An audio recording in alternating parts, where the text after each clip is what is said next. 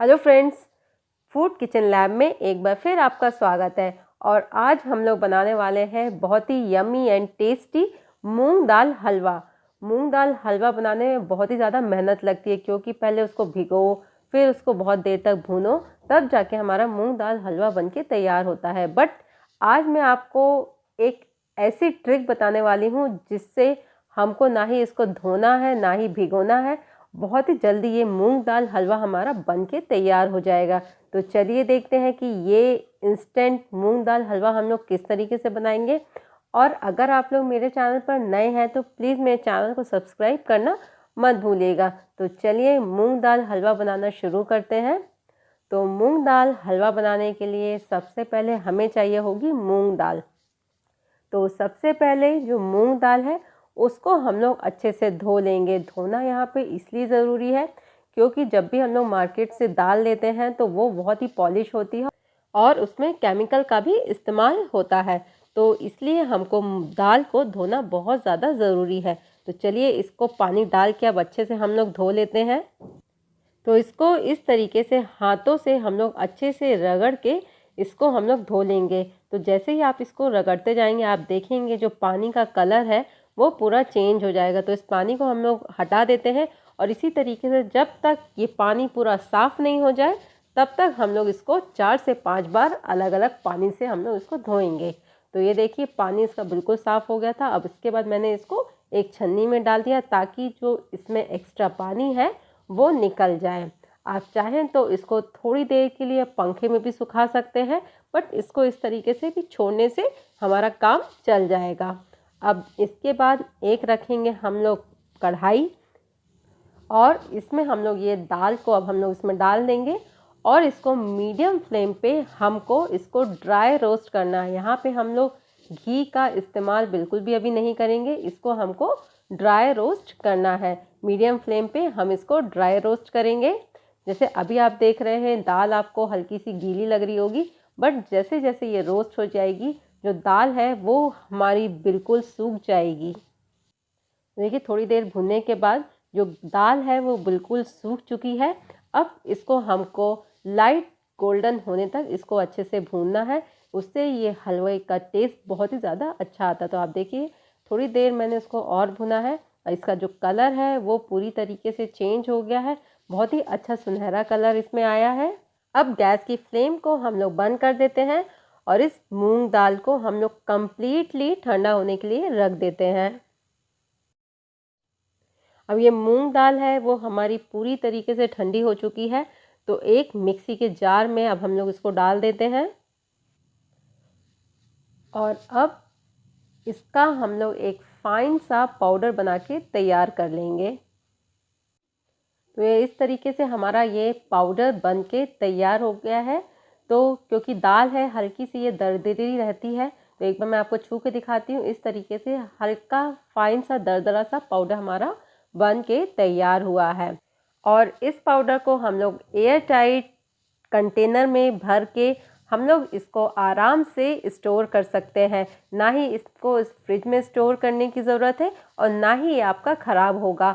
तो इस तरीके से हम लोग मूंग दाल का जो हलवा है बहुत ही जल्दी हम लोग बना पाएंगे अगर आपके पास ये पाउडर होगा। तो इस पाउडर को आप महीनों स्टोर करके रख सकते हैं। तो चलिए अब हलवा बनाते हैं। तो हलवा बनाने के लिए सबसे पहले हम लोग एक कढ़ाई लेंगे और इसमें डालेंगे हम लोग घी। और घी जब अच्छे से मेल्ट हो जाएगा तब हम लोग इसमें डालेंगे ड्राई फ्रूट्स जो हम लोग यहाँ हलवे में इस्तेमाल करने वाले हैं। तो यहाँ पे मैंने कुछ काजू और बादाम का इस्तेमाल किया है। इसको हमको हल्का सा भूनना है, उससे भूनने से बहुत ही अच्छा सा टेस्ट हलवे में आता है। वैसे ये पूरा ऑप्शनल है, अगर आप ये नहीं डालना चाहते तो इस स्टेप को आप स्किप भी कर सकते हैं। तो काजू और बादाम अच्छे से भुन गए हैं, तो अब इसको एक हम लोग बर्तन में निकाल लेते हैं। और अब सेम पैन में उसमें घी बचा हुआ है तो उसमें हम लोग डालेंगे 1 छोटा चम्मच बेसन और 1 छोटा चम्मच सूजी। इससे हलवे का जो टेक्सचर है और टेस्ट है बहुत ही अच्छा निखर के आता है। इसलिए इसमें 1 चम्मच सूजी और 1 चम्मच बेसन डालना बहुत ही ज़्यादा ज़रूरी है। बिल्कुल मार्केट वाला आपका हलवा इससे बन के तैयार होगा। तो इसको अब अच्छे से हम लोग भून लेते हैं। तो ये देखिए दोनों अच्छे से भून गया है। और भुनने के बाद जो मूंग दाल का पाउडर हम लोग ने पीस के रखा है उसको अब हम लोग इसमें डाल देते हैं। और अब इन सब चीज़ों को हम लोग अच्छे से मिक्स कर लेते हैं। जैसे कि आप देख रहे हैं कि काफ़ी ज़्यादा सूखा सूखा ये हलवा दिख रहा है। तो अब हम लोग इसमें डाल देते हैं घी। घी हम लोग पूरा इसमें एक साथ नहीं डालेंगे, जितना हमको इसमें घी की ज़रूरत होगी हम उतना एक एक चम्मच करके इसमें डालते जाएंगे। तो यहाँ पे मैंने अभी 2 चम्मच घी डाला, 1 चम्मच मैंने पहले डाला था। तो इन सब चीज़ को डाल के हम लोग अच्छे से इसमें मिक्स कर लेते हैं। तो ये देखिए ये मैंने अभी इसको मिक्स कर दिया, बट अभी भी ये मेरे को थोड़ा सा ड्राई लग रहा है। तो मैं यहाँ पे 1 चम्मच घी और डाल देती हूँ उसमें, और इसको भी डाल के हम लोग अच्छे से मिक्स कर लेते हैं।